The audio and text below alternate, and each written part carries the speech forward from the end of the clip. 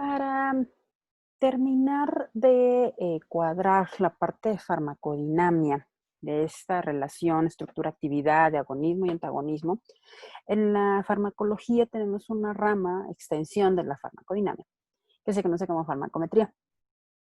Esta rama se define como la ciencia de desarrollar y aplicar métodos estadísticos y matemáticos para caracterizar, comprender y predecir la farmacocinética, farmacodinamia y la actuación en cuanto a resultados que pueden ser observados como biomarcadores de un determinado fármaco.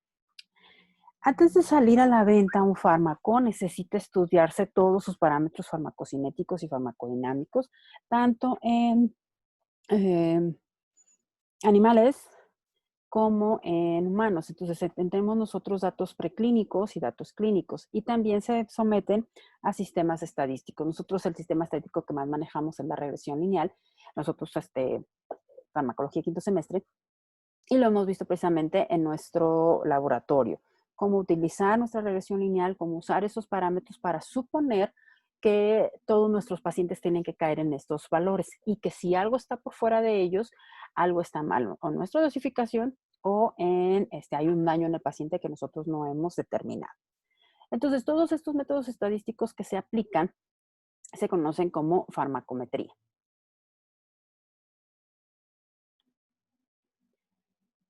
Para que una sustancia, para que una población tenga algún efecto, se realizan estudios, como ya hemos dicho, de tipo estadístico, y el que más manejamos nosotros en farmacología es la curva normal.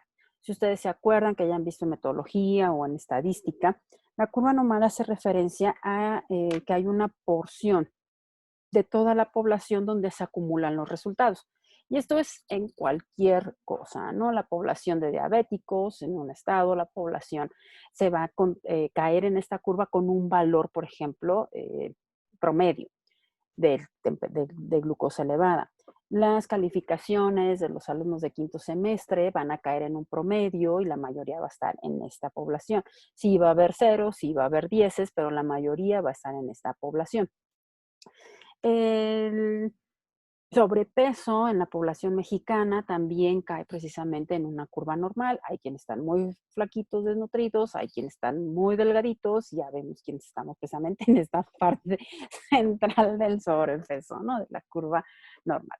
Pasa lo mismo para los datos estadísticos de los fármacos.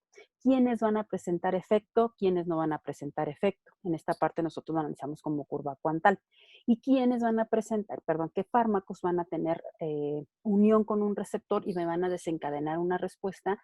Y no en todos los mismos estudios o lechos vasculares que se evalúa esta relación fármaco-receptor va a estar la misma respuesta, pero me voy a enfocar en la población donde voy a tener yo la mayoría.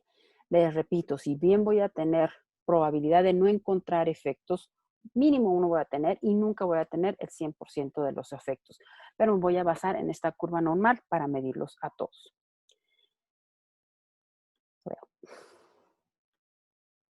El parámetro clave que define los efectos biológicos y fisiológicos de los fármacos que se mide en la farmacodinamia es la concentración que nosotros lo expresamos en molaridad, que alcanza en el sitio de acción. Necesitamos esta expresión de la concentración en molar porque hace precisamente referencia a la cantidad de mol que va a llegar con un receptor. Un mol de fármaco que va a llegar con un receptor se va a unir y me va a desencadenar toda la respuesta. Recordemos que la molaridad se describe por el hecho de presentar cantidad en gramos casi siempre expresada en base al peso molecular de la sustancia, que por eso me hace tan específica su concentración en el organismo y disuelta en un volumen. Y este volumen está siempre expresado en litros. Se puede hablar de milimolar y nanomolar y todo eso, pero nuestro rango de referencia es la molaridad, que está en una sustancia con un peso molecular distribuida en un volumen y expresado en litros, que nosotros sabemos ya todos los volúmenes a considerar en el organismo, el de plasma extracelular, intracelular, intersticio y agua corporal total. ¿Cómo lo vamos a identificar nosotros? ¿Cómo reacciona gráficamente nuestro fármaco y cómo se expresan estos agonistas, sobre todo, que es lo que vamos a ver en esta sección. Basándonos en la curva dosis-respuesta, concentración-respuesta gradual, tenemos que partir que nosotros necesitamos ver una respuesta y la observamos como el 100%. En una gráfica, en una escala del eje de las X, se dan cuenta ustedes que estamos manejando logaritmo de la concentración molar. Regresamos al logaritmo base 10. Y si nosotros hacemos el antilogaritmo de este menos 9, nos vamos a dar cuenta que la concentración molar que estamos poniendo es muy pequeñita y estamos hablando de 0.000000001 molar del fármaco. Entonces la concentración es muy pequeña. Para nosotros cuando manejamos este tipo de gráficas para identificar agonistas o antagonistas, sabemos que una vez que el eje de las X lo más pegado al eje de las Y que lo tengamos es una concentración muy pequeña y entre más alejado esté, la concentración es más alta. ¿Qué significa esto? Que entre más pequeña sea la concentración con la cual estamos teniendo nosotros una respuesta, habla de que el fármaco tiene mayor afinidad hacia el receptor y que con esto aseguramos el no poner una dosis muy alta, que sabiendo a nivel farmacocinético, dosis elevadas pueden generar efectos deseados, tóxicos o que el fármaco se esté ocultando en un reservorio, ¿no? Y entonces eso ya nos lleva a unas mediciones difíciles. Para nosotros farmacólogos, lo que más nos interesa es que la concentración sea pequeña, porque si estamos reaccionando un punto 0.000000001 de fármaco con el receptor, quiere decir que en el organismo hay una gran afinidad, que nuestra molécula perdón, tiene una gran afinidad por este receptor y que no necesitamos concentraciones grandes, lo cual nos lleva a suponer que no necesitamos dosis grandes. ¿Cómo vemos nosotros? Bueno, más bien nuestra clasificación de agonistas, una vez que el fármaco se une al receptor, es que lo activa y se desencadena una respuesta. Para nosotros, observar en la gráfica un fármaco agonista va a tener estas características. Sí y solo sí es un fármaco agonista total. El hecho en el que se mueva en la gráfica, precisamente, bueno, en la escala de las X, en la escala del logaritmo de la concentración molar, nos va a estar estableciendo qué tan afín es.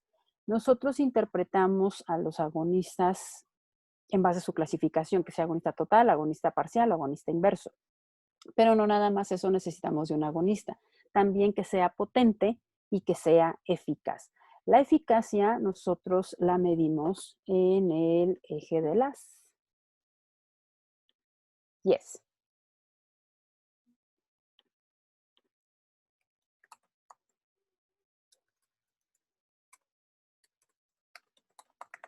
Aquí es donde vamos a medir nosotros la eficacia.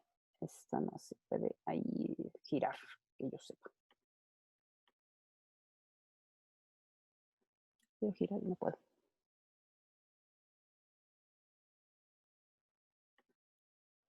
Y en el eje de las X nosotros vamos a medir la potencia o afinidad.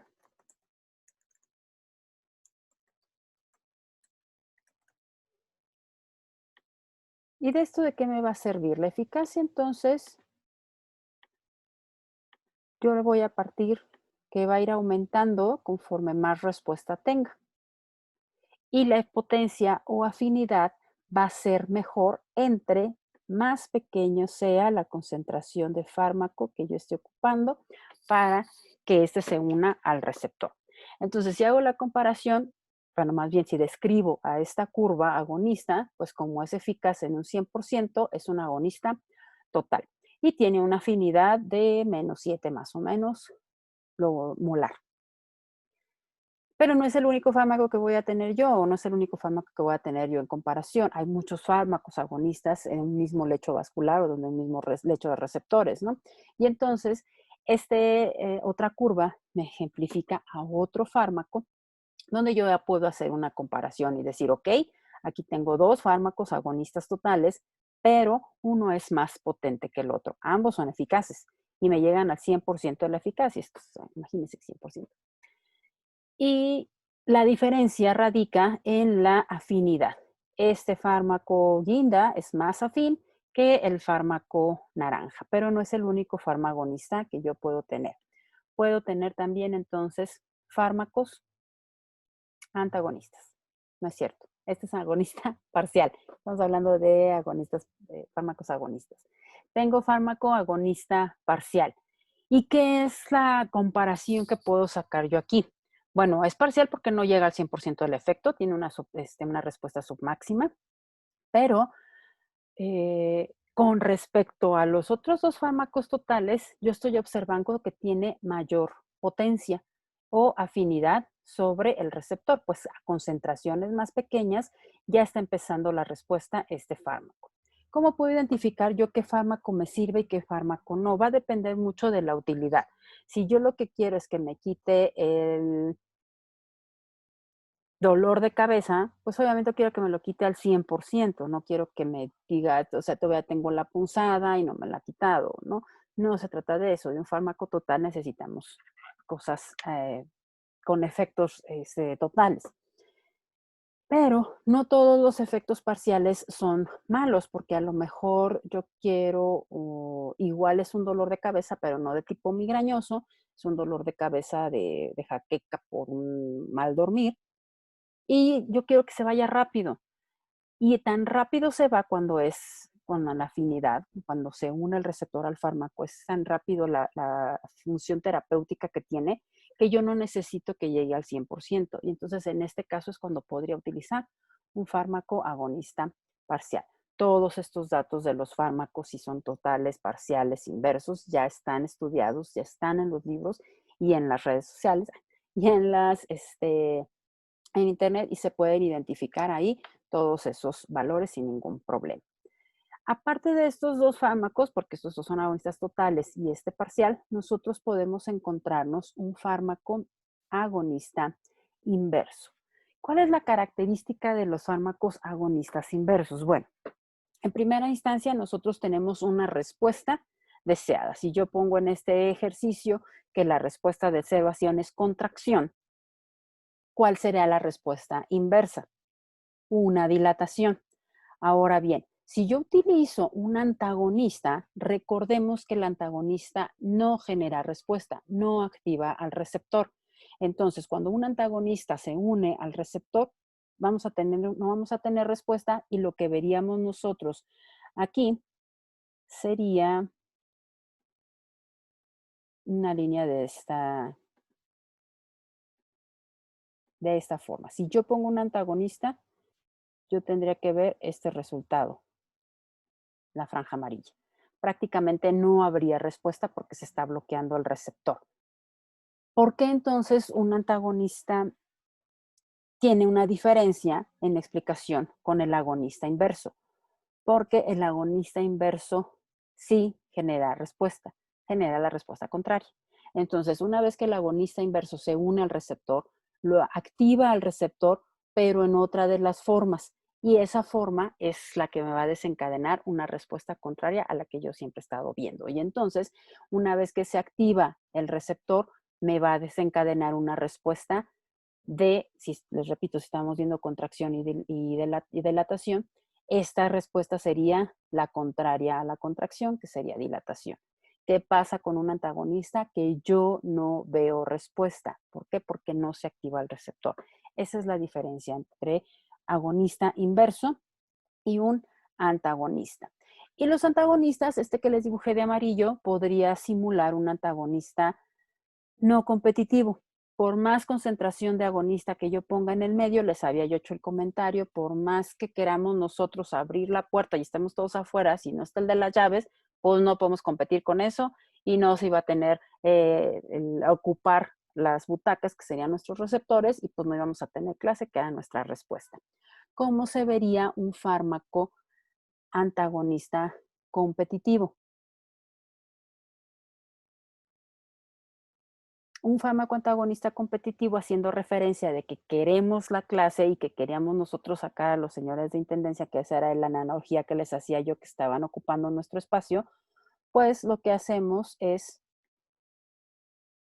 desplazarlo y teníamos que aumentar la concentración para nosotros poder tener clase. Entonces, esto es como se observa en la gráfica, un,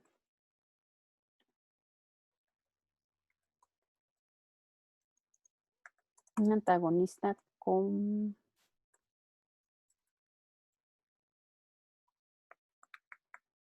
competitivo, pero no se ve por el color. Y el amarillo es como se ve mm,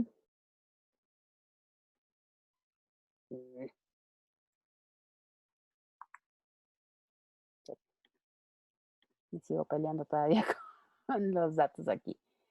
Ah, mm, mm, mm.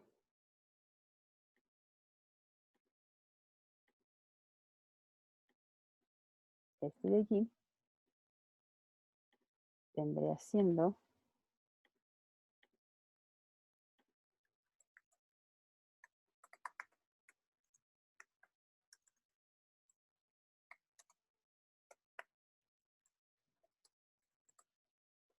ay,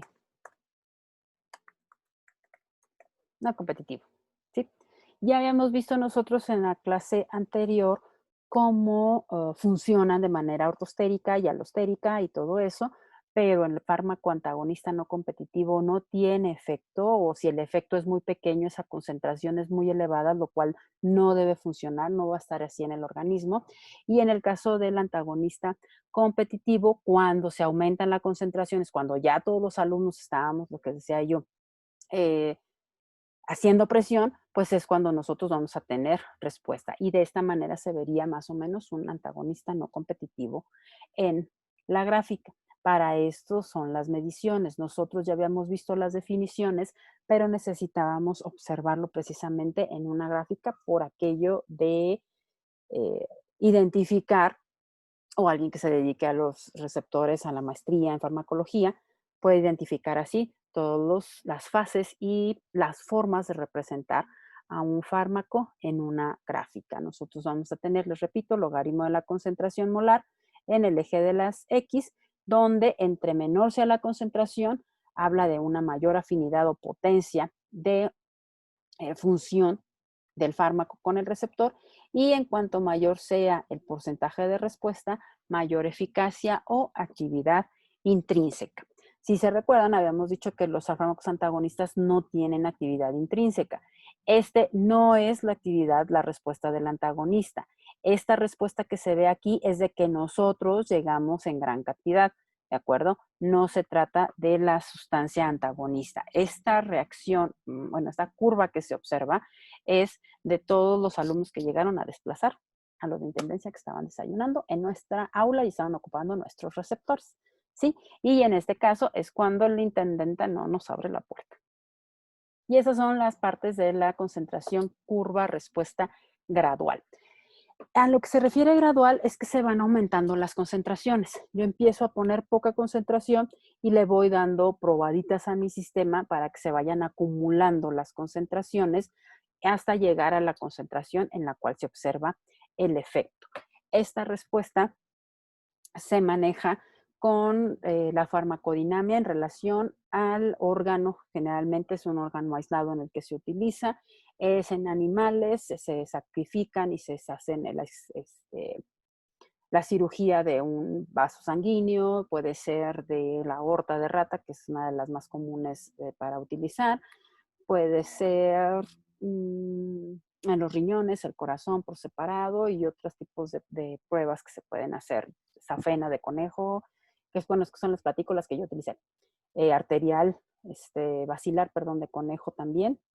Arteria basilar de conejo también la utilicé, y son en donde se pueden medir específicamente en lechos vasculares, donde yo voy a encontrar al receptor, le mando la concentración de mi fármaco y pues ahí identifico si es agonista parcial, es antagonista competitivo, es agonista inverso o es antagonista no competitivo. Pero es así como se vería en una gráfica.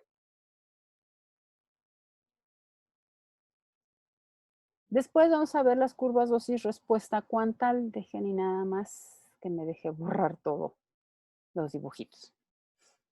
¿Qué pasa con las curvas dosis-respuesta cuantal? Estas son importantes para determinar la dosis.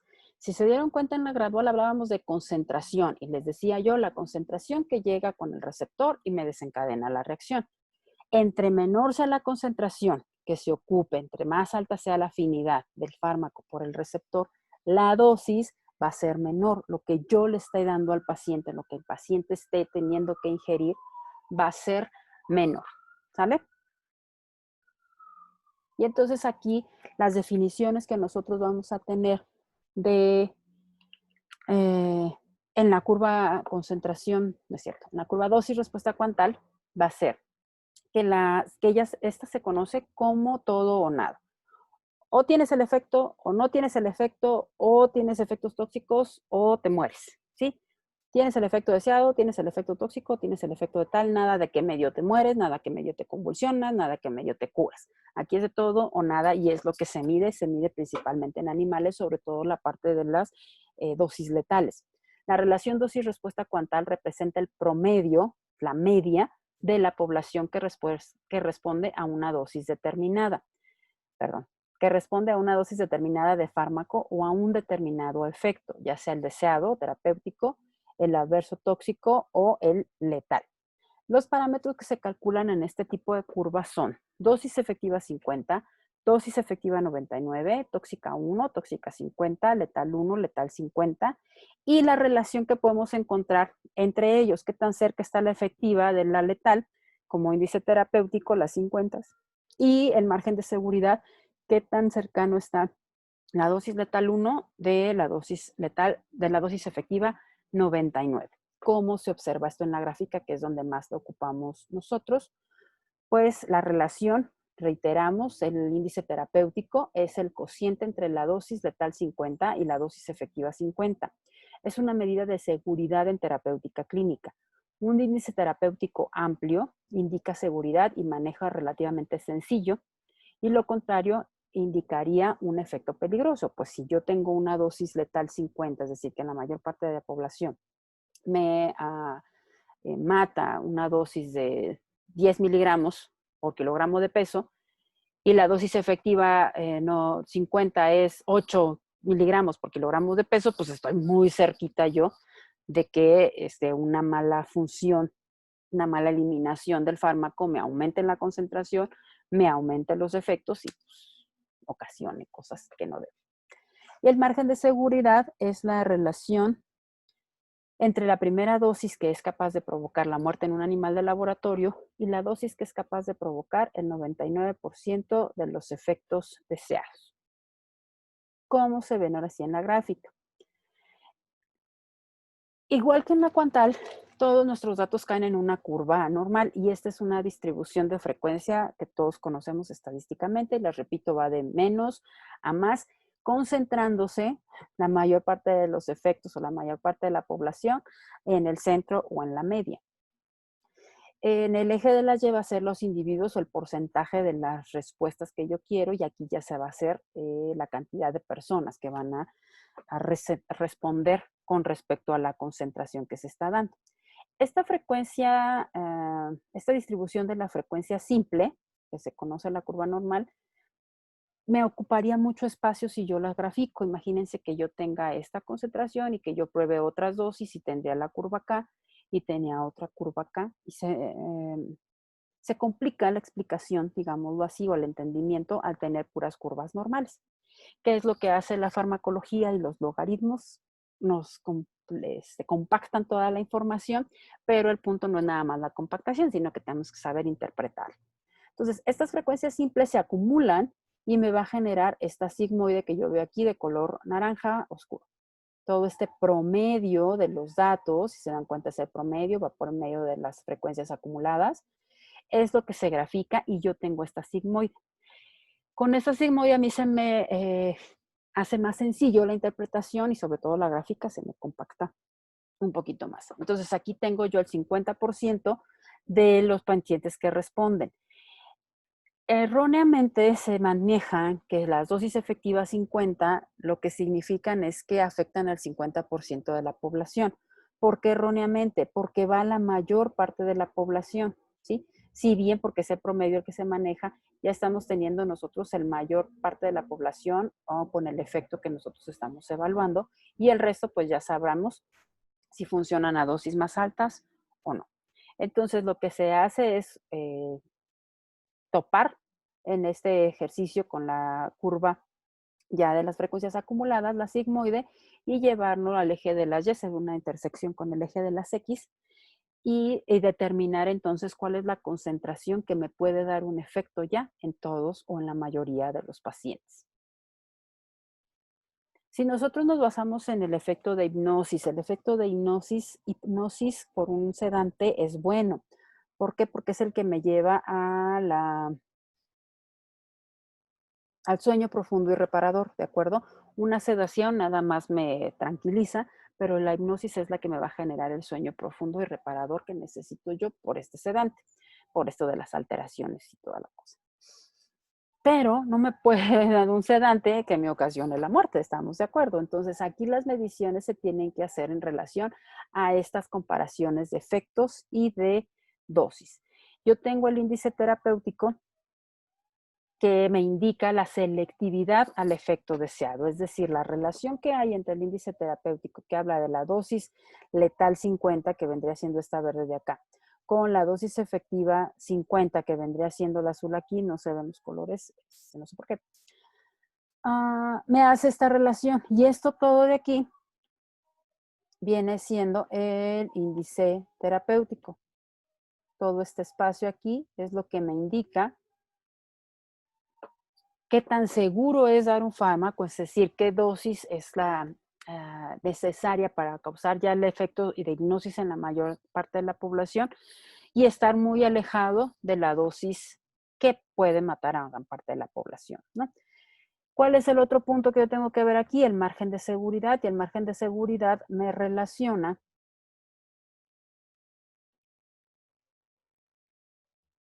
la dosis letal 1 con la dosis efectiva 99. Yo tengo el 100% del efecto, el 99% voy a hacer el intercepto al eje de las X y voy a calcular aparentemente de manera visual la dosis que me va a causar el 99% del efecto, es decir, toda la población a la cual yo estoy evaluando según mi curva normal, que toda haya tenido contacto con el fármaco y que me esté teniendo el efecto de hipnosis. Pero ¿qué pasa con la línea verde en este caso con el efecto de muerte? Está antes la dosis que ya me puede matar a una persona o al 1% de la población, antes de este efecto de lograrlo yo en el 99%. Entonces, el margen de seguridad lo que me mide es este rango. ¿Qué voy a hacer yo en este caso entonces? Bueno, voy a poner, subrayarlo de rojo aquí y el otro es de amarillo. ¿Qué es lo que me está diciendo estas franjas, estos rangos? Que tengo que tener mucho cuidado, ¿sí? Yo puedo darle la dosis efectiva 50 al paciente, pero no le tengo que dar más y obviamente desearle hincapié al paciente que no se tiene que tomar doble, que no se lo tiene que tomar hasta más que a los tiempos a los cuales yo le esté dando las indicaciones, porque si no, entonces pues, se puede morir, ¿no? Y ahí ya, pues, ¿de quién es la culpa? Si yo lo manejo con esta dosis en ciertos horarios, va a tener el efecto hipnótico, pero no vamos a tener efecto letal, ¿de acuerdo? Sí se puede dar el fármaco, sí se utilizan fármacos así, incluso hay fármacos, por ejemplo, los warfarina y digoxina, tienen índices terapéuticos gigantes, o sea, gigantes, pero márgenes de seguridad muy estrechos, porque sus colas, sus curvas, las colas son muy largas y sí, se estiran mucho del centro, pero las puntas sí se traslapan.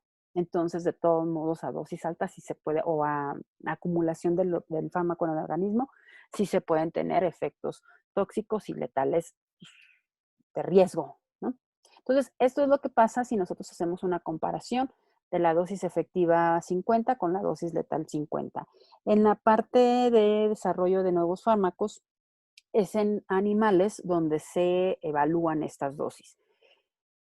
Si en el caso de que en el dado caso de que en algún animal no se presente un efecto letal con algún fármaco, por ejemplo, para dolor de cabeza o, no sé, unas hormonas, ¿no? Para el control de menopausia, que no puedas encontrar una dosis que digas, aquí la gente se va a morir cuando utilice esta dosis. Sí se tiene que poner un tope, sí se tiene que poner un valor, de suposición para no sobrepasarlo. Y sí se tiene que escribir la dosis letal, aunque lo utilicen la persona no se muera, ¿no? Pero sí tenemos que utilizar siempre un valor de dosis letal uno establecido, aunque no se alcance a calcular en los animales para no llegar a esa dosis en los humanos. Y esos son los casos muy, esos más bien, esos estudios se realizan en animales.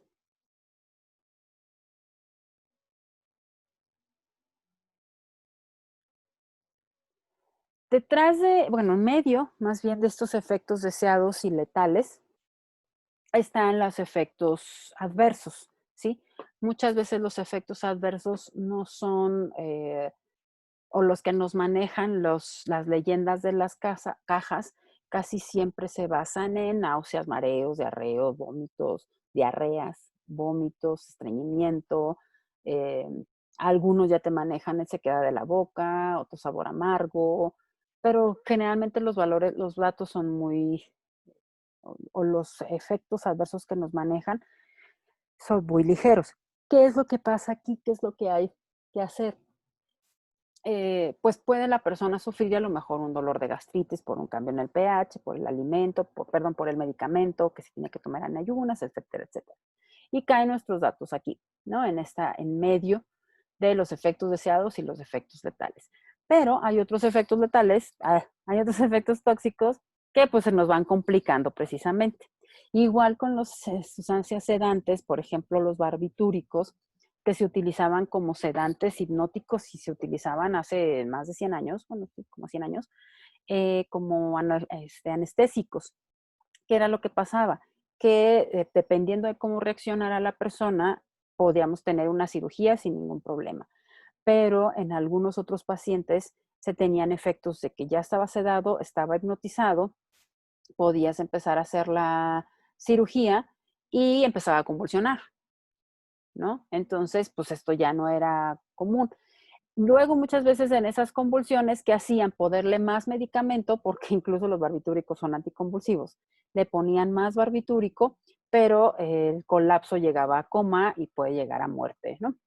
Entonces, todos estos datos también se evaluaban, ahora ya se evalúan y se tiene que tener registro de todos en animales antes de poner estos datos o estos fármacos en humanos. Aquí hacemos el ejercicio, pues, de que la hipnosis tiene un efecto deseado, las convulsiones son el efecto tóxico y están muy cerca de las concentraciones, perdón, de las dosis que me pueden ejercer el efecto de hipnosis. Entonces, en estos casos es muy restringido o con mucho cuidado en el caso de que se llegue a convulsionar el paciente. Y también se pueden hacer mediciones. En humanos se hacen las pruebas clínicas. No podemos hacer pruebas de dosis letales en humanos. Está en el Tratado de Helsinki, establece precisamente que no puede ser humano, nomás porque sí, para hacer pruebas de dosificación, ¿no? O pruebas cuantales. En animales sí se hacen las pruebas preclínicas, el caso de los efectos letales. El índice terapéutico, perdón, otra vez movida la fórmula, índice terapéutico en relación al efecto tóxico, va entonces dosis tóxica 50 sobre dosis efectiva 50 y el margen de seguridad también se puede medir entre dosis tóxica 1 y dosis efectiva 99. Entonces aquí ya estamos la dosis tóxica 1 y acá está la efectiva 99. Chéquense nada más. Ya están presentando convulsiones antes de presentar la mayor parte de la población el efecto deseado. Incluso esta simulación hace que ya nosotros estemos teniendo pacientes con efectos tóxicos, con convulsiones, antes de que esté completamente, bueno, antes de que esté hipnotizado la mayor parte de la población, ¿no? Entonces, estas relaciones sí se realizan o estos estudios se realizan en animales primero, para después extrapolar los valores a humanos.